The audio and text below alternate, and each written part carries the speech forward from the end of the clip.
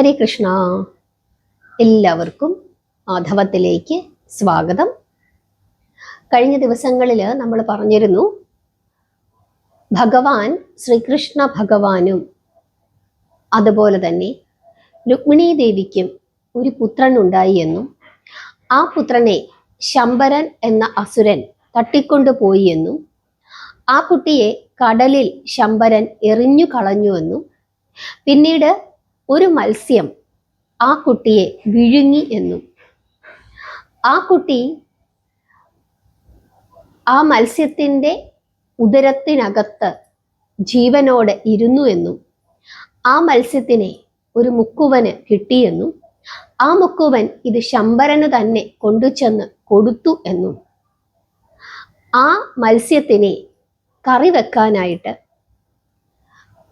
ശംബരന്റെ പാചകക്കാരിയായ മായാവതിക്ക് ശംബരൻ കൊടുത്തുവെന്നും ആ മായാവതി രതീദേവി വേഷം മാറി വന്ന ആളായിരുന്നു എന്നും നാരദന്റെ ഉപദേശപ്രകാരമാണ് രതീദേവി അപ്രകാരം മായാവതി എന്ന പേരിൽ ശംബരന്റെ കൊട്ടാരത്തിൽ പാചകക്കാരിയായി വന്നത് എന്നും ആ കുട്ടി, അതായത് കൃഷ്ണന്റെയും രുക്മിണീ ദേവിയുടെയും പുത്രനായി പിറന്ന കുട്ടി കാമദേവന്റെ അവതാരമാണ് എന്നും ആ കുട്ടിയെ നാരദന്റെ ഉപദേശപ്രകാരം രതീദേവി രഹസ്യമായി വളർത്തുന്നുണ്ട് എന്നും നമ്മൾ കഴിഞ്ഞ ദിവസം പറഞ്ഞിരുന്നു.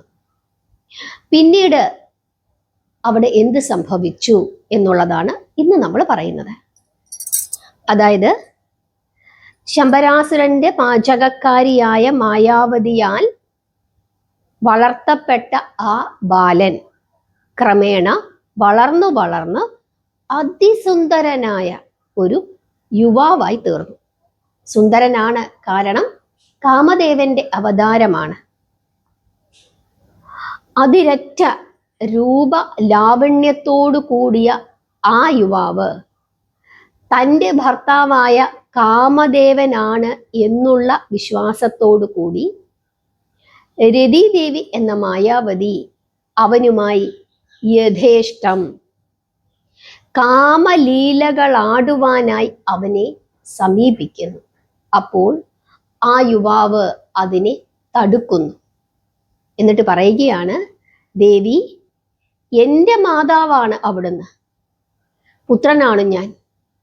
അങ്ങനെയുള്ള അവിടുന്ന് എന്നോട് ഇപ്രകാരം ചെയ്യുന്നതും ചിന്തിക്കുന്നതും ഏറ്റവും പാപകരമായ കാര്യമല്ലേ എന്ന് ചോദിക്കുകയാണ് ഈ കുട്ടി. ഉടൻ തന്നെ മായാവതി എന്ന രതീദേവി പറയുകയാണ്, പ്രഭു, ഞാൻ അങ്ങയുടെ മാതാവല്ല. അങ്ങയുടെ പ്രിയപത്നിയായ രതിയാണ്. കൈലാസവാസന്റെ നേത്രാഗ്നിയിൽ ദഹിച്ചു പോയ മന്മഥന്റെ അവതാരമാണ് അങ്ങ്. അങ്ങ് മന്മഥൻ തന്നെയാണ്. കാലത്തിൻ്റെ വിചിത്രമായ ഗതിയിൽ ഞാൻ ഈ ശംബരന്റെ അടുക്കളയിൽ മായാവതി എന്ന നാമം ധരിച്ച് അവന്റെ പാചകക്കാരിയായി കഴിഞ്ഞുകൂടേണ്ടി വന്നു. അങ്ങ് യദുകുല മണിദീപമായ ശ്രീകൃഷ്ണ ഭഗവാന്റെ പുത്രനായി അദ്ദേഹത്തിൻ്റെ പ്രിയപത്നിയായ രുക്മിണീ ദേവിയുടെ ഉദരത്തിൽ ജനിച്ച കുമാരനാണ്. അതുകൊണ്ട് തന്നെ കാമദേവന്റെ പിതാവിന്റെ സ്ഥാനം മഹാവിഷ്ണുവിനുള്ളതാണ്. അദ്ദേഹത്തിൻ്റെ അവതാരമായ ശ്രീകൃഷ്ണന്റെ പുത്രനായി അങ്ങ് മഹാദേവന്റെ കാരുണ്യത്താൽ വീണ്ടും ജനിച്ചിട്ടുള്ളതാണ്. ഇതാണ് അങ്ങയുടെ ജന്മരഹസ്യം, അങ്ങേത് അറിയണം എന്ന് പറയുന്നു.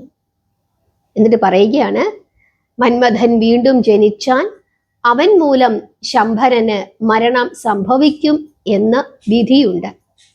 അതുകൊണ്ട് രുക്മിണീ ദേവി അങ്ങയെ പ്രസവിച്ച രാത്രിയിൽ തന്നെ മായാശക്തിയാൽ ആ അസുരൻ ആ കുഞ്ഞിനെ ആരുമറിയാതെ അപഹരിച്ച് സമുദ്രത്തിൽ എറിഞ്ഞു കളഞ്ഞു. അത് ഒരു മത്സ്യം കൊത്തി വിഴുങ്ങി. ഒരു മുക്കുവൻ വല വീശിയപ്പോൾ ആ മത്സ്യത്തെ അവന്റെ വലയിൽ കിട്ടി. വിശേഷപ്പെട്ട ഒരു മത്സ്യമായിരുന്നതിനാൽ അവൻ അതിനെ ശമ്പരന് കാഴ്ചയായി നൽകി. അത് വേണ്ട വിധം പാചകം ചെയ്യാനായി പാപിയായ അവൻ പാചകിയായ എന്നെ ഏൽപ്പിച്ചു.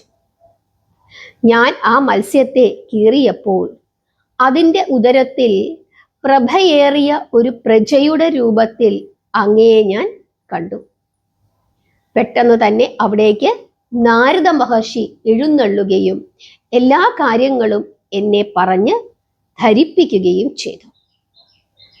എൻ്റെ പ്രിയതമനായ മന്മഥനാണ് ആ പ്രജ എന്നറിഞ്ഞപ്പോൾ ഞാൻ അതിനെ രഹസ്യമായി വളർത്തി എന്ന് മാത്രമേ ഉള്ളൂ. അങ്ങയുടെ പിതാവായ ശ്രീകൃഷ്ണ ഭഗവാന്റെ സ്വർഗാരോഹണത്തോടു കൂടി അങ്ങും ഈ മനുഷ്യ ശരീരം വെടിയുകയും അങ്ങയുടെ മൂലകാരണമായ കാമദേവനിൽ ലയിക്കുകയും ചെയ്യും. എൻ്റെ ഈ മായാരൂപം അന്ന് അവസാനിക്കും. ഇതെല്ലാം നാരദമുനി എന്നെ അറിയിച്ചിട്ടുണ്ട് എന്ന് പറയുകയാണ്.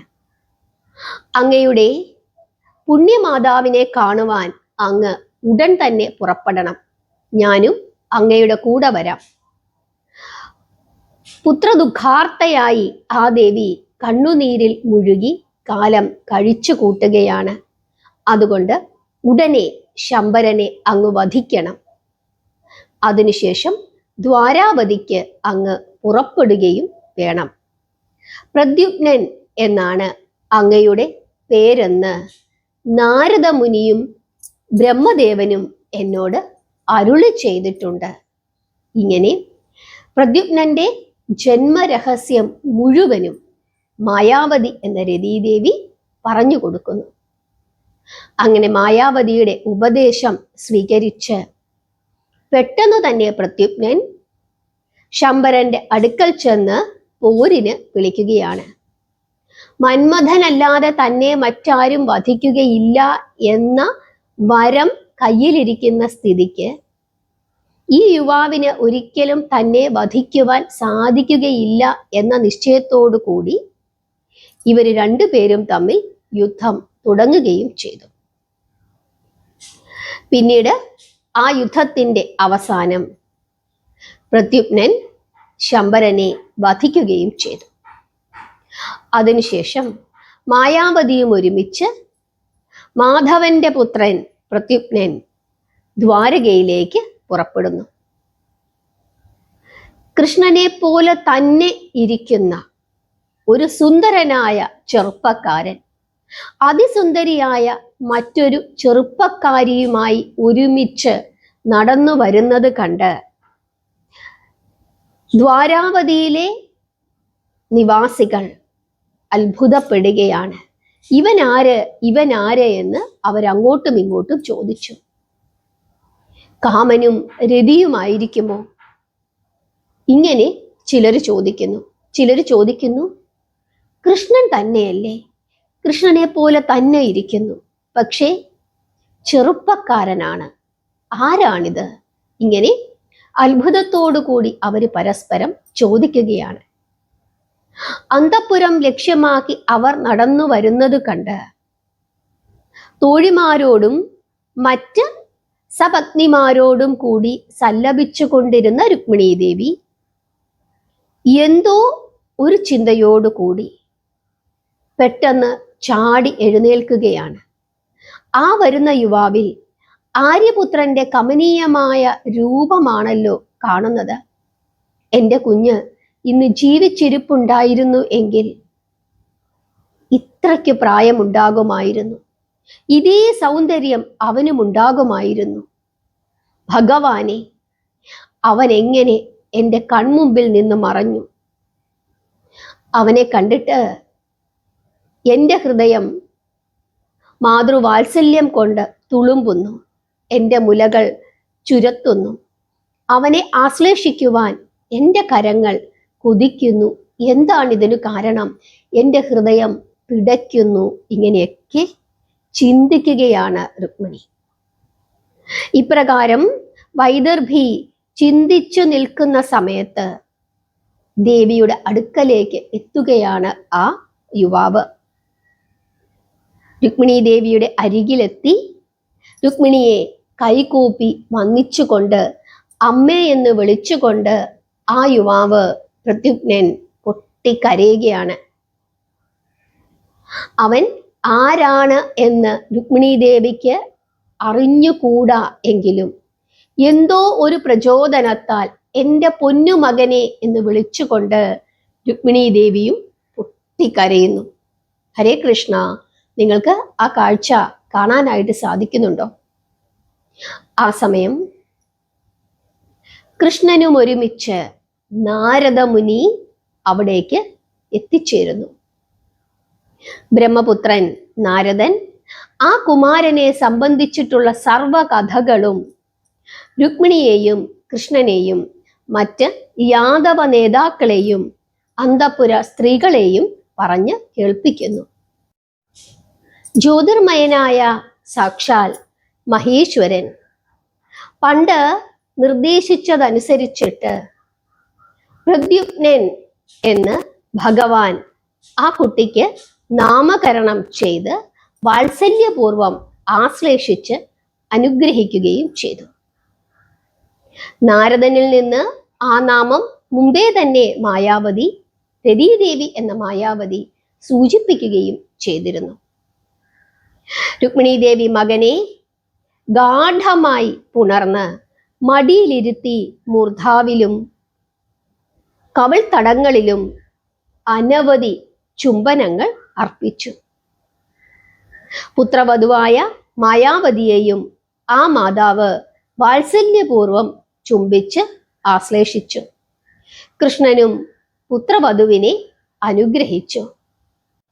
കൃഷ്ണന്റെ പുത്രൻ തിരിച്ചു വന്നിരിക്കുന്നു എന്നുള്ള വിവരം ദ്വാരക മുഴുവനും നിമിഷ നേരം കൊണ്ട് അറിയുകയും ആബാലവൃദ്ധം ജനങ്ങൾ അവിടെ തടിച്ചുകൂടുകയും ചെയ്തു. എല്ലാവരും നവദമ്പതികളെ കണ്ട് അനുഗ്രഹങ്ങൾ നൽകി. ഉഗ്രസേനൻ, ശൂരസേനൻ, വസുദേവർ, രേവതി, ബലരാമൻ, ദേവകി, രോഹിണി തുടങ്ങിയ എല്ലാവരും പ്രദ്യുമ്നനെ അനുഗ്രഹിക്കുകയും രതീദേവിയെ അനുഗ്രഹിക്കുകയും ചെയ്തു. ഉദ്ധവർ, സാത്യകി, അക്രൂരൻ, ഗദൻ തുടങ്ങിയ യദുവംശ നേതാക്കളും മന്ത്രിമാരും എല്ലാവരും വന്ന് തങ്ങളുടെ സ്നേഹവും ബഹുമാനവും പ്രകടിപ്പിച്ചു. ദ്വാരകയിലെ ഏറ്റവും മനോഹരമായ അന്തഃപുര മണിഹർമ്മ്യമാണ് പുത്രന് താമസിക്കുന്നതിനായി പിതാവ് നൽകിയത്.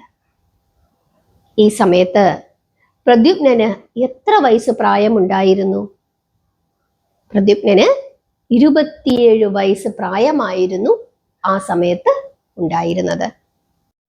അതായത് 27 വർഷം രുക്മിണി ദേവി മകനെ കാണാതെ പുത്രദുഃഖത്തിൽ മുഴുകിയിരുന്നു എന്ന് അർത്ഥം. കാലം ചെന്നതോടുകൂടി ഭഗവാന് 10 പുത്രന്മാർ വീതം ഓരോ പത്നിമാരിലും ഉണ്ടായി. അവരിൽ പ്രധാനികളുടെ പേര് നമുക്കൊന്ന് നോക്കാം. രുക്മിണിക്ക് പ്രദ്യുമ്നൻ, ചാരുദേഷ്ണൻ, സുദേഷ്ണൻ, ചാരദേഹൻ, സുചാരു, ചാരുഗുപ്തൻ തുടങ്ങിയ 10 പുത്രന്മാരുണ്ടായി. അതുപോലെ തന്നെ സത്യഭാമയ്ക്ക് ഭാനു, സുഭാനു, സ്വഭാനു തുടങ്ങിയ 10 പുത്രന്മാർ. ജാമ്പവതിക്ക് സാമ്പൻ, ജാമ്പവതിയുടെ പുത്രനാണ് സാമ്പൻ, സുമിത്രൻ തുടങ്ങിയ 10 പുത്രന്മാർ. സത്യയ്ക്ക് ഭാനുചന്ദ്രൻ തുടങ്ങിയ 10 പുത്രന്മാർ. കാളിന്ദിക്ക് ശ്രുതൻ തുടങ്ങിയ 10 പുത്രന്മാർ.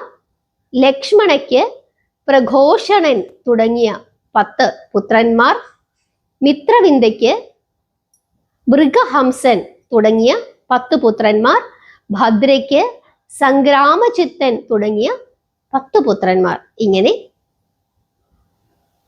ഭാര്യമാരിൽ ഓരോ ഭാര്യമാരിലും 8 ഭാര്യമാരിലും 10 പുത്രന്മാർ വീതം ഉണ്ടായി.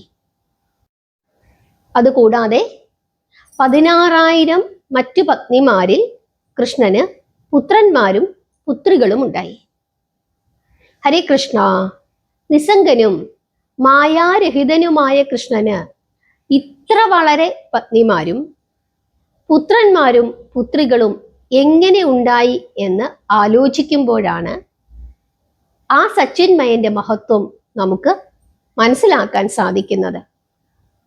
കാരാഗ്രഹത്തിൽ പിറന്നു വീണ ആ നിമിഷം മുതൽ കൃഷ്ണൻ അത്ഭുതങ്ങളാണ് കാണിച്ചിട്ടുള്ളത്.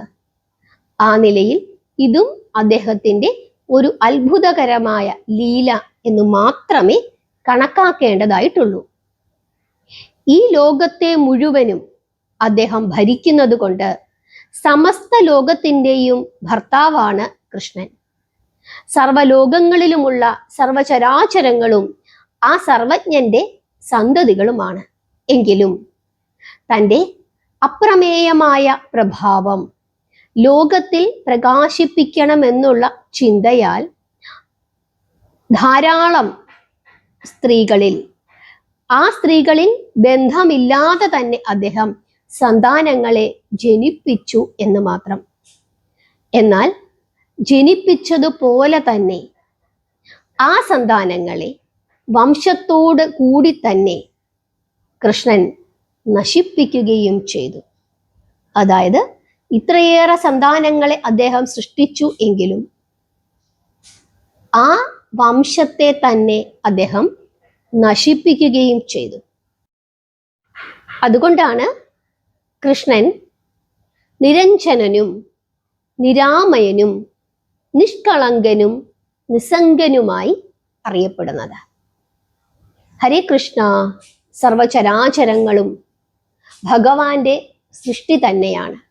നമ്മൾ എങ്ങനെ കൃഷ്ണനെ ആഗ്രഹിക്കുന്നുവോ അങ്ങനെ കൃഷ്ണൻ നമ്മുടെ അടുത്ത് വരും എന്നുള്ളതാണ് നമ്മളിവിടെ മനസ്സിലാക്കേണ്ടത്. എന്താണോ നമ്മുടെ ആഗ്രഹം ആ ആഗ്രഹം കൃഷ്ണൻ സാധിച്ചു തരും. പക്ഷെ നമ്മൾ എങ്ങനെ ആഗ്രഹിക്കണം? ഭക്തിയോടുകൂടി നിഷ്കളങ്കമായി സ്നേഹത്തോടു കൂടി ആഗ്രഹിച്ചാൽ എങ്ങനെ ആഗ്രഹിക്കുന്നുവോ അത് സർവേശ്വരൻ നമുക്ക് പ്രദാനം ചെയ്യും. ഇന്നത്തെ ഈ ഭാഗം ശ്രീകൃഷ്ണ പുത്രന്മാരുടെ കഥയാണ്. ഇനി ഭഗവാന്റെ ജീവിതത്തിൽ എന്തൊക്കെ നടക്കുന്നു എന്നുള്ളത് നമ്മൾ അറിയേണ്ടതായിട്ടുണ്ട്. കാരണം ഭഗവാന്റെ ജീവിതം ഏതാണ്ട് മധ്യകാലം കഴിഞ്ഞിരിക്കുന്നു. ഇനി എന്താണ് ഭഗവാന്റെ ലക്ഷ്യം? അതാണ് നമ്മൾ മനസ്സിലാക്കേണ്ടത്. അതിനായി കാത്തിരിക്കുക. നാളെ ഭഗവാന്റെ ജീവിതത്തിലെ മറ്റു ചില പ്രധാനപ്പെട്ട സംഭവങ്ങളുമായി നമുക്ക് കാണാം. പ്രാർത്ഥിക്കുക, ഭഗവാനെ സ്നേഹിക്കുക. ഹരേ കൃഷ്ണ.